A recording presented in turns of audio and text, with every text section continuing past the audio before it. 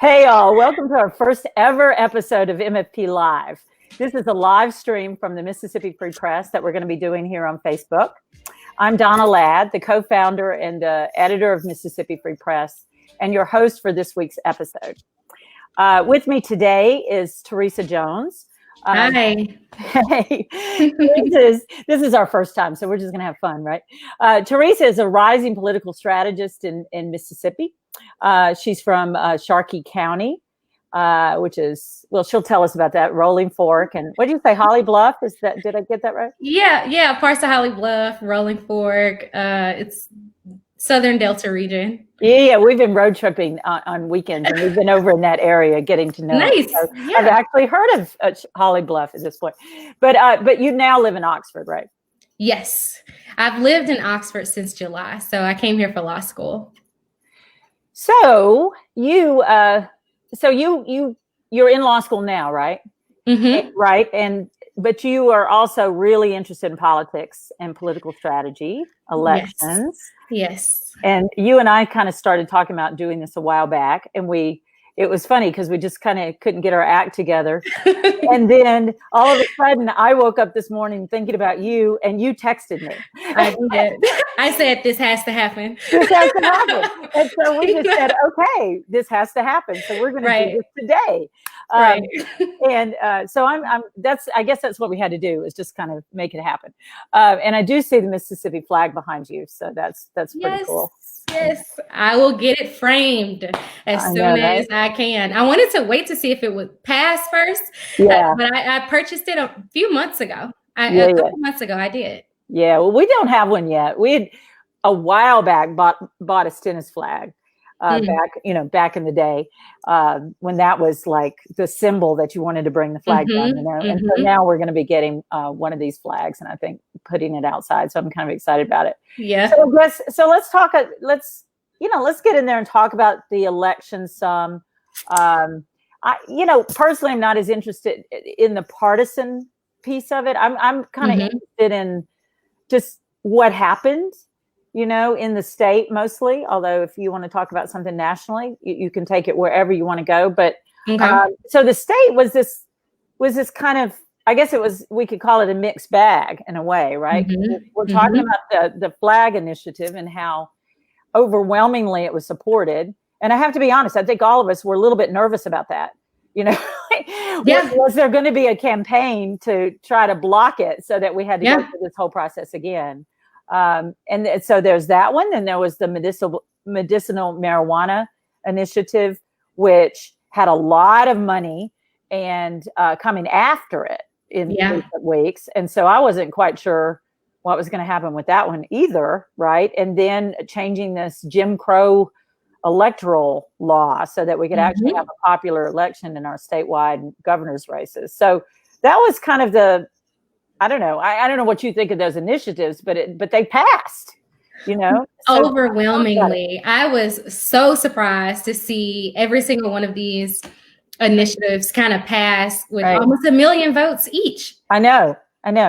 I'm kind of shocked in a way, I don't know. But so we had that, but then we had the Senate race. And at least as of now, the split in that race between Cindy Hyde-Smith, the Republican incumbent, and Mike Espy, the Democratic nominee, is bigger than it was 2 years ago in the special election. So, and then obviously Trump won the state. But as far as that race, I know there was a lot of high hopes for Espy, and so I'm curious what you think of that race and kind of the outcome of that. Well, obviously, it's very disappointing for me. 2 years ago, I came down to Mississippi specifically to work on his campaign from the U.S. Senate. And when we didn't make it that time around, it was very heartbreaking. I remember crying at the watch party because, we put a lot of effort into it. We put a lot of energy into it. People hadn't seen a competitive election, that kind of a competitive election in a long time from from an African-American candidate for a statewide office. And, when we didn't win, Mike, had this notion, let's just keep going. We got close in 6 months. Then imagine what we can do if we just kept going. Right. And over the past, I guess, year and a half, Mike had, been really active and vocal in a lot of local races. He's been very supportive in the Democratic races last year when we had a gubernatorial candidate, Jim Hood and Jay Hughes and all these other people across on statewide ticket. He helped a lot. He, served as a surrogate for some of these legislative events, and even just kind of made sure that he was present. He was physically out there and showing up. So when the time came around for him to just kind of officially launch the campaign this year, he was just still in the mode, just still still campaigning. He had more money because he didn't have the disadvantage of not having campaigned for a couple decades. He was continuously campaigning, and he still lost. Which is very, very disappointing. Right. I do believe that Mississippi is capable of, Democrats are capable of winning statewide elections. But it's all about demographics. What we're only at 77 or so percent reporting right now. But what we're seeing is that they're voting, Mississippi voters, current voters, vote along partisan line. They vote along racial and partisan lines. We saw that last year. We saw it the year before, and we're seeing it this year again. We knew that it would be an uphill battle. I remember the last day of the election, we're cleaning out the office. I told Mike, I said, that's 2020. That's Donald Trump's election year. I said, you're not going to be running against Cindy Hyde-Smith. You're running against the president. Right. I said, and he said, okay, I'm up for the battle. Mississippi is ready for it. And I think it did so well, garnered a lot of national attention again, surprisingly, because people don't pay that much attention to our states and our elections. And he did a really good job of getting his message out there. He did a really good job of garnering support from national leaders across the country, even former President Barack Obama. He did a really good job raising money this time. It just couldn't pull it through. And I think it has nothing to do with him and his candidacy. I think it has nothing to do with Democratic votes. I think it has nothing to do with African-American votes, and everything to do with expanding the electorate. Yeah.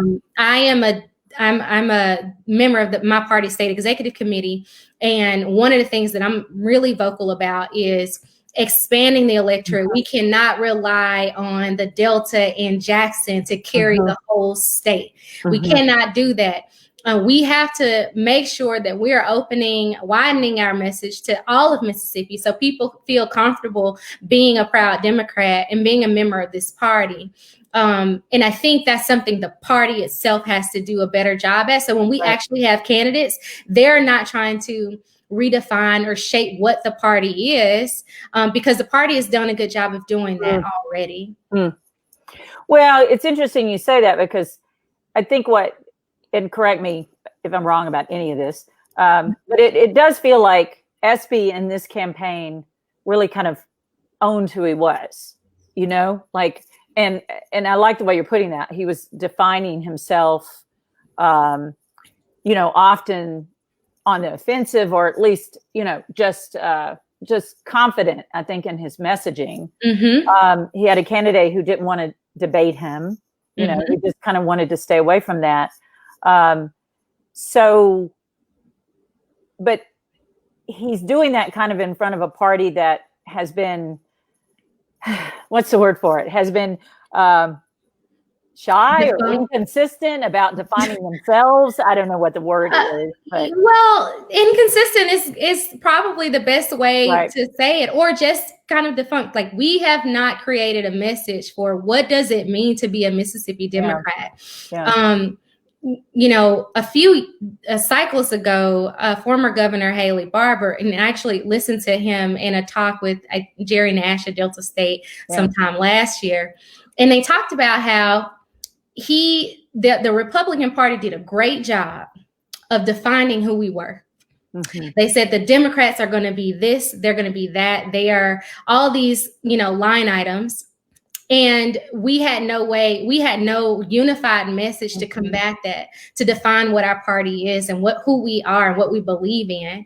And so when we have these competitive candidates like Mike Espy or David Berry or some of these other candidates we have, then they're having to kind of do it for us. And that's an uphill battle because, one candidate, it's very difficult for one candidate in the state of Mississippi to introduce the party to places in typically red area counties that aren't very familiar with Democratic messaging other than the national Democratic messaging. Right. And one of my personal issues has been that oftentimes the national Democrats leave out rural voters. They leave out Black rural voters, and they leave out rural issues that are especially pertinent here in Mississippi. That's right.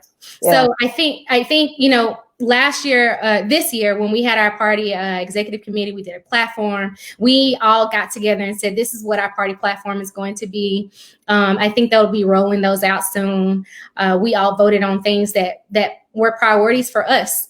And I'm excited that the next 4 years, we can do a better job about framing our message of who we are and what we stand for, because these things that 70% of Mississippi overwhelmingly voted for, the Democratic Party has been pushing it for years. Democratic candidates we've been trying to change this flag for decades. Well, that's kind of right. Exactly. I mean, that's what's so bizarre about this. I mean, and I don't even mean that he didn't win, right? I mean, it was going to be a tough race. You knew that, but it's like that it wasn't closer than it was in the same election where those three initiatives passed is pretty interesting. And I think it would be easy to kind of blame it on the candidate, right? Or I could imagine some people, saying maybe he was kind of embraced race, or more so than some candidates have done in the past, who've kind of run away from talking about a lot of things that he openly talked about. What do you think of that? I think the voters like the voters like to know who you are, right? Yeah. So there's a couple of things happening here. One, you have a candidate who is embracing progressive issues, progressive platforms. He's embracing unity. These are messages that the Democratic presidential candidate was using as well, and it seemed to be working across some states that are traditionally Republican led. There's a lot of nuances. It's not just one candidate. Yeah. Mike Espy can't carry the state by himself. There has to be competitive elections on all fronts. We had a race on the 4th congressional district ran unopposed. Now, if you have a district where there's someone running unopposed, what incentive does some of those other average voters have to turn out and vote for everyone else when they, in their district, in their congressional district, they don't have anyone who represents them who's running? And I think even in his race, there were like 8,000 people who wrote in somebody else. So there's Palazzo, right? The 3rd congressional district, we have Ms. Dot Benford, who I love. She runs almost every year. I know, perennial. Absolutely no support, absolutely no funding, and she still ran and got the base vote. She got the Democratic vote without trying.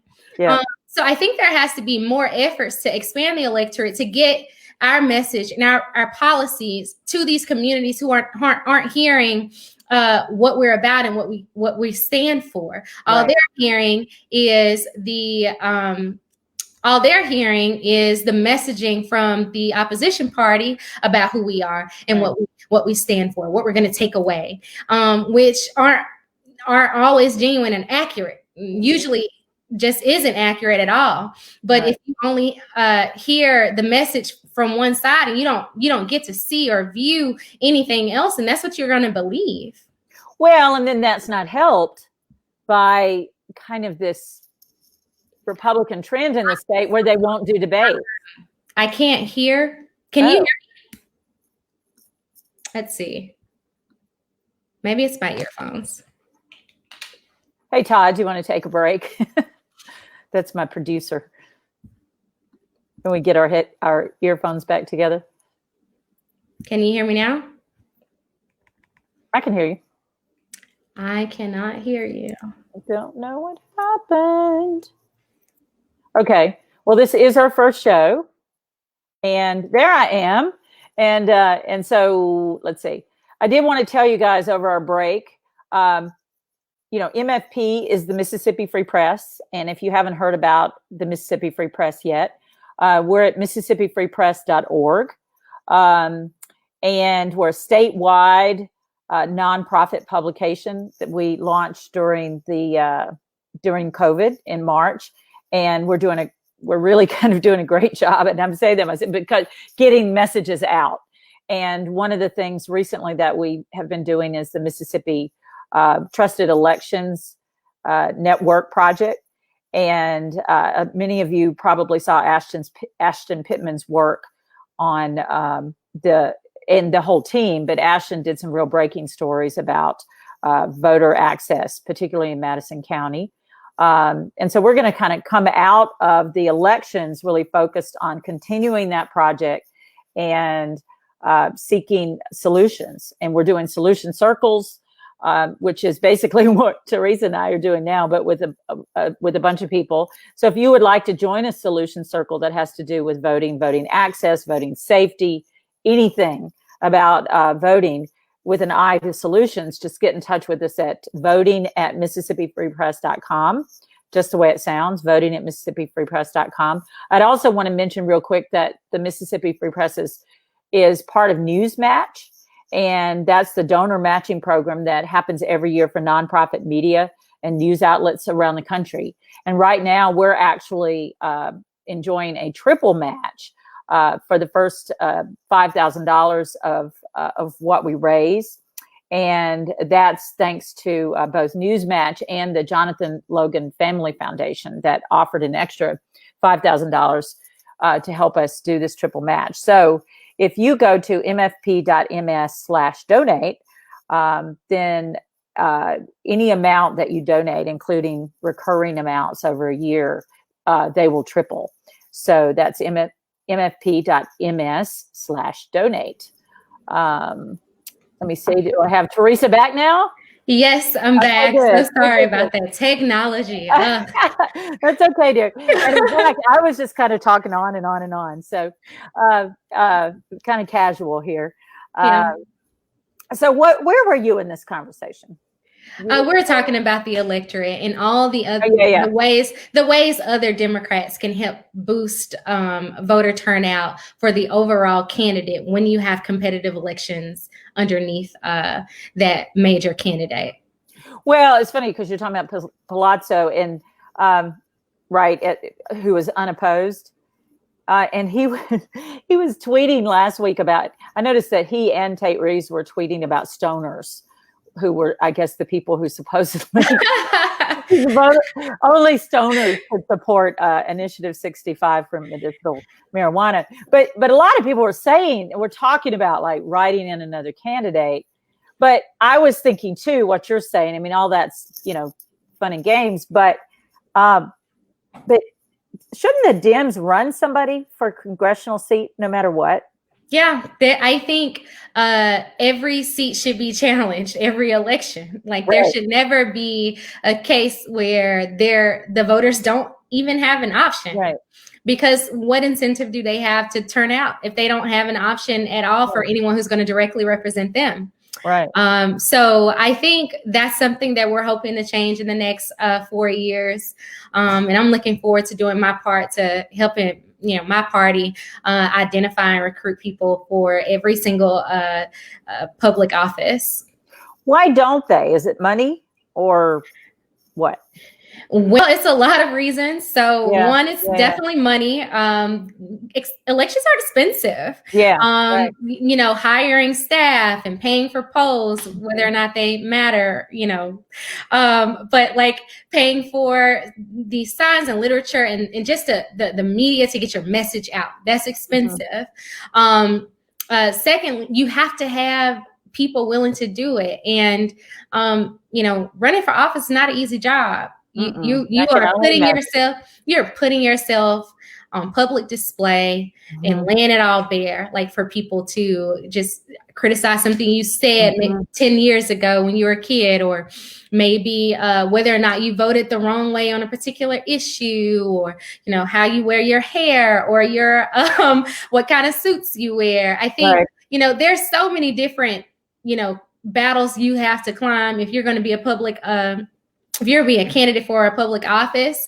So that's one of the biggest thing. And, you know, if you don't have your own wealth or your own financial resources, you're going to have to also put yourself on out to ask everyone for money to donate. We need this, we need that. And even that's another layer of difficulty, especially if you're someone who doesn't, you know, like asking for money. So that's I've always been that person, by the way. So I know what you're talking about. And I'm running a nonprofit, and it's like you have to ask for money. That's just part of it. And I know candidates, I mean, candidates are probably on the phone asking for money more than most people understand that they are. Yeah, because they're expensive. Absolutely. You know, I don't know what an ad would cost in an election year in Mississippi, but they're very expensive. Right. And, you know, on top of all of those things, you have to have someone who's willing to serve. Like who is genuinely trying to do it for the people and care about the policies and platforms, and who's willing to serve and to fight the battles. And those things aren't easy. Find that right kind of combination of things for someone to actually put themselves out there to do. I think we'll get better at it the more we start recruiting and training people on how to run. And I'm excited about that because, you know, it's time we had more competitive elections. We see from these votes on these initiatives that are progressive initiatives that Mississippians overwhelmingly support progressive issues and progressive platforms. We just have to win them over with our message of who we are. Well, I think you make a really good point about letting other people define you. I mean, even kind of, you know, so many of the races over the years have, you know, so often the strategy is, I even think about Jim Hood's race, but so much of the strategy can be going after it feels like going after the same white voters, kind of conservative, you know. And it's like, you know, it hasn't worked. It just does not work. I mean, it hasn't worked. Year after year after year after year. And they are proving to us. Yeah. Right. Go ahead. No, I think year after year after year in Mississippi, they're proving to us that they are going to vote for their Republican candidate. So when I say expand the electorate, I don't mean seek people who are not going to. I cannot imagine asking my granddad to vote for a Republican. My granddad is 75 or something. He's voted Democrat his whole life. He's not going to change. If a Republican goes canvassing at his door, asking for his vote, you're just not going to get it. And I think that's typical for both parties. You have this base 30 or so percent who are going to vote no matter what their party lines. When I say expanding, I mean these people who are not voting, these people who are outside of the process because they don't think it works for them. I'm talking about the single mom who may be a cashier at one of the restaurants, or I'm talking about, you know, someone who may be a truck driver who's in and out of the state. I'm talking about these students. I'm talking about these young people who are not sure if this is the place for them, so they leave. Expand the electorate to these people who are not engaged in the process because they don't feel it works for them, and show them how it can work for them. I think that in itself is going to be a huge lift, because it's expensive to reach these disengaged voters. Right. It's expensive to go find them, to register them, and then to get them to vote.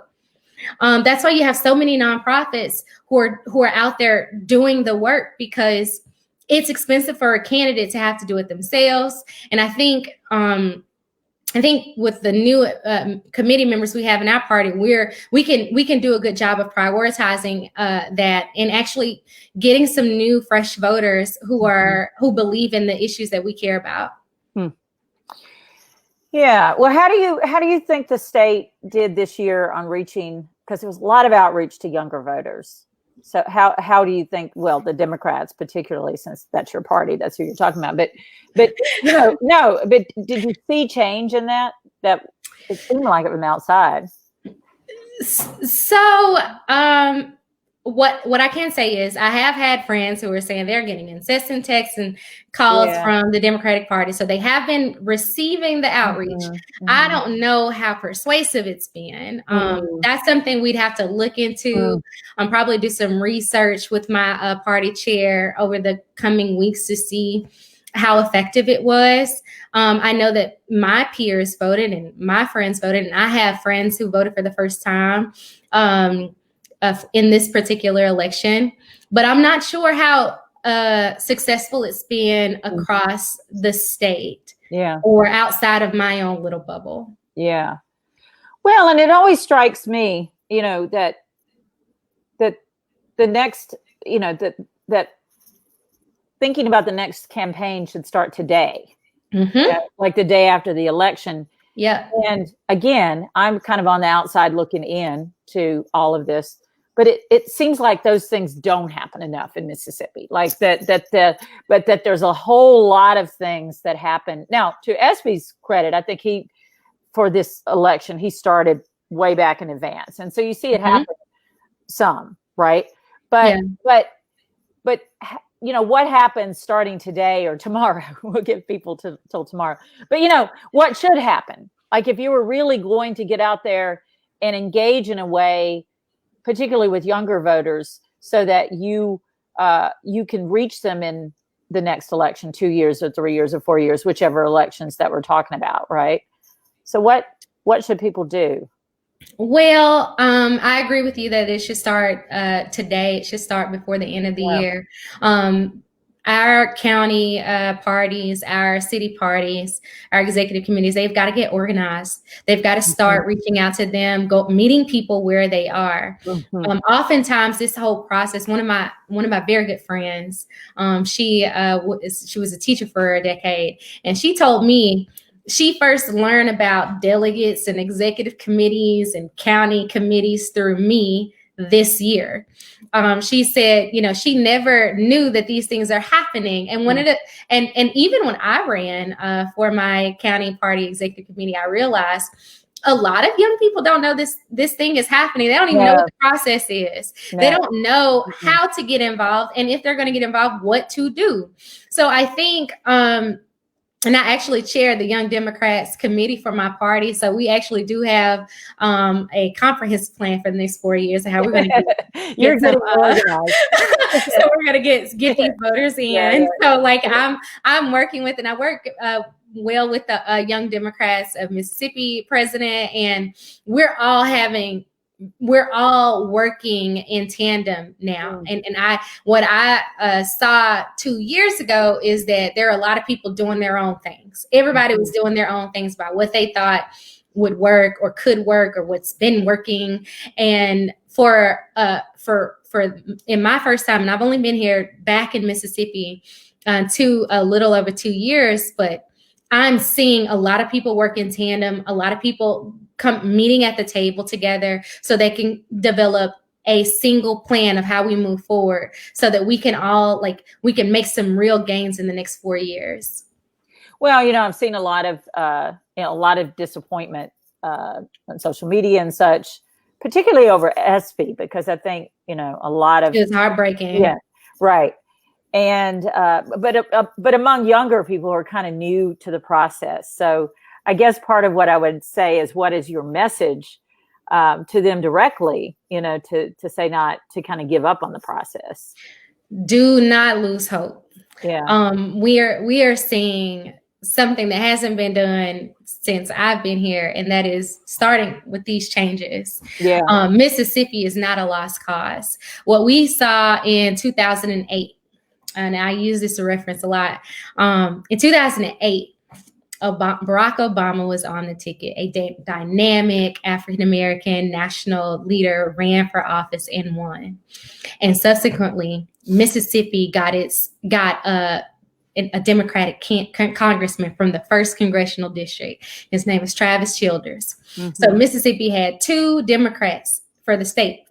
Now he lost his seat a couple years later, but what that said to me is that there are some voters out there who can make the difference, who can help get us some Democratic candidates into office. We just have to excite them. We have to find them. We have to bring our message to them, and we have to persist. We cannot give up. Mm-hmm. If we give up, then we're doing the next generation of Mississippians a disservice. If we didn't fight for this flag, if we didn't fight for all these different progressive changes, the next generations of Mississippians would not benefit from what we're doing today. Mm-hmm. If they gave up 10 years ago, in 2001, when they tried to get the flag changed, I wouldn't have a new flag today. Right. I think being persistent, moving the needle, it takes time, and it's hard. Mm-hmm. It's very hard to face disappointment after disappointment, especially when you put your time, your energy, and your hard work into seeing something change for a place that you love. This is my state. I love my state, and I know I share your feelings. I share the disappointments, but you cannot give up. Because it's not just about you and your feelings. It's not just about me and my feelings. It's about everybody's going to benefit from the work that we do today. Well, I was thinking either early this morning, late last night, just being so tired, and some years ago, I'm from Neshoba County, and where Cheney, Goodman, Schwerner were killed, and it was one of the anniversaries. I think it was one of the big anniversaries at Mount Zion Church. And this was way back in the beginning of the Jackson Free Press when we started that here. And Bob Moses, the civil rights hero, was there. And he gave a talk, and he kind of framed it around the freedom is a struggle. Mm-hmm. Which is not a new concept. I mean, there were very famous, Black leaders, particularly, who've talked about that a lot. But that was when it struck me. I mean, it was like I heard it then. This idea that, because at that point, I think it was even before they prosecuted Edgar Ray Killen. So nobody had ever been prosecuted by the state in that case. But his words, and I remember I wrote a column about it at the time, but his words just really struck me that day in my home county. This idea that, in other words, at least the way I saw that was, you always have to struggle, because there will always be people who want to take it away, and that's just true. And so it's something that I've said to people a lot over the years. It's like you got to fight for it. Yeah. Right. Yeah. And we can't just assume that it's like a one election, one and done, and then everything's different.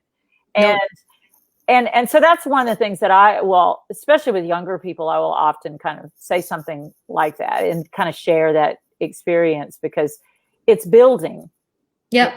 And I think that's what I'm hearing you say. It's like it's building something on top of something else. And, and frankly, and again, you're not here to represent the Republican Party, but that's a party that's going to have some rebuilding to do, I suspect, and as time goes on, and it should become I would think the kind of party where their candidates will debate people, let's just start there. It's like debate the other candidate instead of kind of this blackout of what they do with media that might ask a difficult question. Now, we've had some Democrats over the years who did the same thing, but not in the same way as a party line like a memo, Well, you know? Well, as honestly, to not debate if you're in the lead, it's been the longest and most successful political strategy for both parties. It's not fair because it's not fair. You're not giving your constituents or anyone the opportunity to hear you stand by your platform. That's right. The opportunity to hear what do you plan on doing for us. Right. And I think, I would hope that, we see a trend where people aren't afraid to stand on, this is what I think, and this is why I want to be reelected to this seat. Because, that's what the constituents deserve. That's what all of us deserve.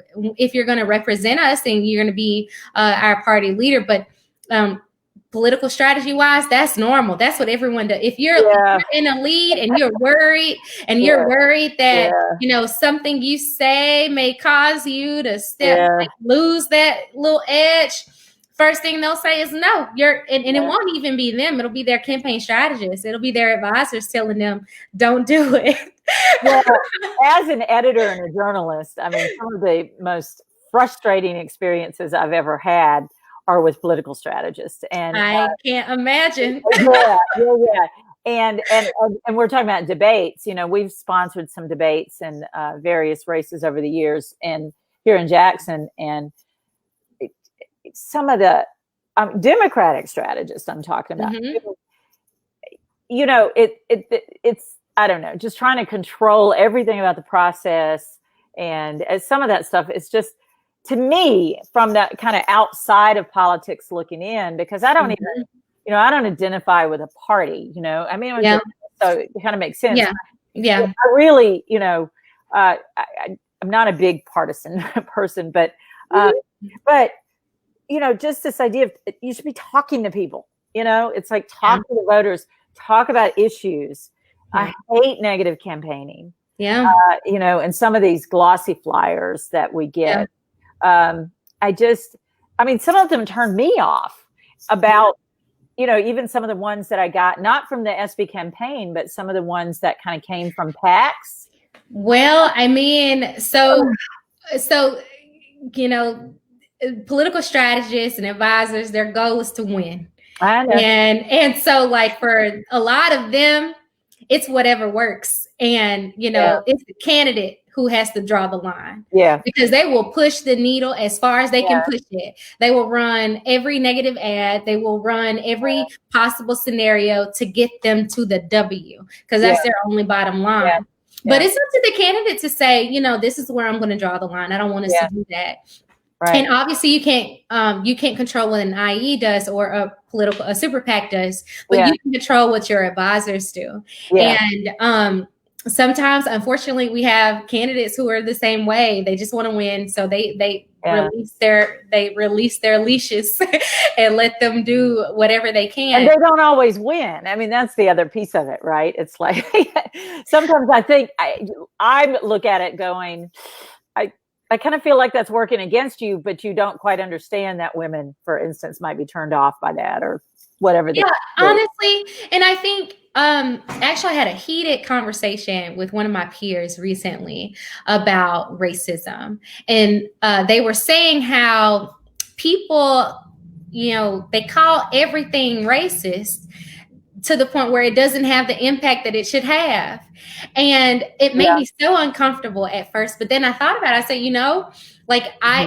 if every person that you paint is this way, I would be turned off too. I would be like, come on, here you are, crying wolf again. And then it loses the power and magnitude that it should have, but we don't have so that we don't have these kinds of people represented us. Right. And so I agree with you on, we have to draw a line, and the candidates have to do a better job at drawing the line so that, we can actually have meaningful dialogue, so people can actually communicate with each other, because these are not the easiest conversations. But I choose to believe that most people want what's best for their family. Most people want what's best for their state. Most people want what's best for their country. I sure do. And I would hope that, we get to a better better society as a whole, and a better, better state where we can actually communicate more effectively and listen to the other person, so that we're not attacking someone's character just because they disagree, or so that we're not also like turning completely away from a candidate because they have a D by their name. And, we've been in our echo chambers listening to what everybody in our bubble says, so we don't even seek truth about who these people are and what they plan to do with our state.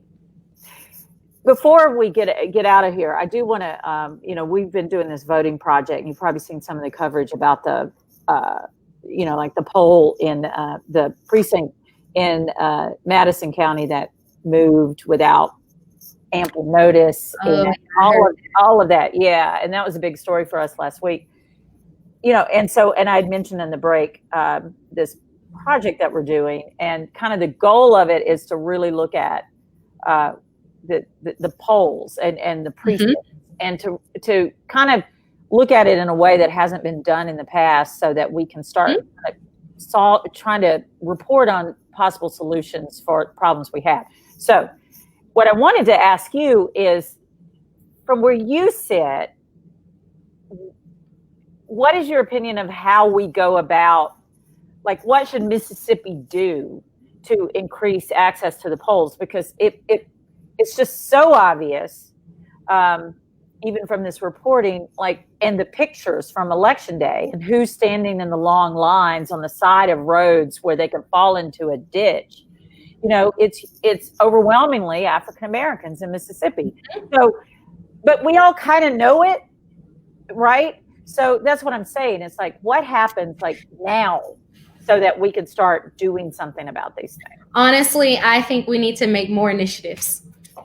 Put more initiatives on the ballot so people will vote for them, because most Mississippians want better access to the polling locations. Most Mississippians want early voting.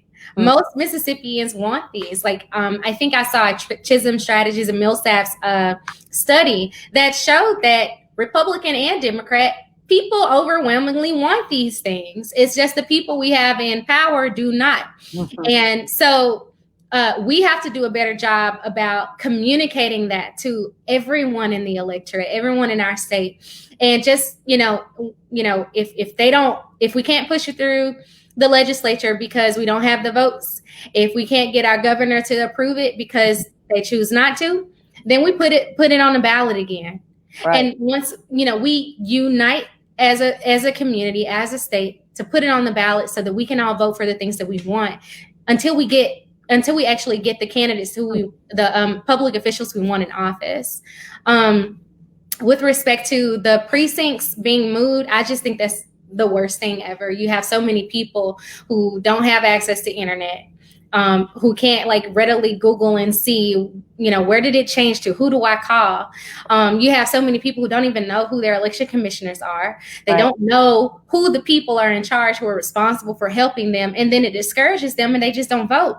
You have so many people who says, I only have a 45-minute break. Let me go vote. And it's a 3-hour wait in line, or an hour wait in line, or 2-hour wait in line. What are they going to do? They're going to go back to work and they're not going to vote. I think that is a failure to our democracy, to our state. That's right. And there's so many different ways we can overcome it. We're seeing other states do it better than what we're doing it. And I think most people in the electorate want things to be better, so they don't have to, so that all eligible voters can vote. Today, I think I'd have to think more about what can we do today to kind of to change that. That's a big issue, and it's something a lot of our Democratic elected officials have been trying to do for years, for decades in the state legislature. And those policies, those legislations, just been dying year after year after year. I would hope that with a new body, with the new people coming in, we can probably see some new things being taken up. But we'll just have to see. And we can do all of our parts by calling our legislature, say, hey, this is something we support, and also getting the message out to people in the community. But there are people on the ground that's been fighting for these things for years, and quite frankly, it seems like the initiatives are the only things that's working as effectively as they're working. Well, that's interesting that you say that. I just use the initiative process. Just use the initiative. People are going to. Now, there's going to be all kinds of crazy stuff, probably, but the fact that this happened, I mean, there are other states that do that use the heck out of the initiative process. Mm-hmm. I think the Republicans were very surprised to see the medicinal marijuana pass so overwhelmingly in the state. I think a lot of them were very surprised. I was surprised. Yeah. 70%, that's a lot. That is a lot. And there was a little confusing, it was the confusing ballot, it's like. Even with the confusing ballot, it won. Even with the alternative, they won. Right. Well, and I do think to be fair, I think it had this mix of support, there were Republicans support, but we want more of that. I mean, that's kind of what, and I think anything to do right now with criminal justice reform has that opportunity, which is not honestly, and that's been the biggest reason why I supported this measure. It is the first step to decriminalizing marijuana, and you have all these people now that it's legal to be prescribed it. You have all these people who are in prison or in jail because they have it. This is the first step to kind of remedying those injustices to these people, these families who will never get their lives back from something that we all voted for. That 70% of the state said, okay, sure. And I think, that's something that our next legislative body has to take up, has to see, okay, so now that the state wants this, how can we justify throwing people in jail or prison when an overwhelming majority of the state supports having this? Right. Now, the prison lobbies may not like that, but that's, of course they don't. It is what it is. No, and I agree with you. I mean, to me, that was, in some ways, that would probably be my top reason for thinking it's a good thing. That was my top reason. Yeah. And there was a lot of garbage out there about it, saying that things were going to happen that there's no evidence are going to happen. So the fact that people could see through that was a pretty interesting development in the whole thing, I think. That kind of rhetoric didn't work. So, it was. So I guess it was a mixed bag, right? Yeah, and I think it's just truly telling that we're more alike than we realize, and we all want the same things, and it's just a matter of electing our leaders who believe that and who want to do that for everyone. Right. That makes sense. Well, anything else you want to add?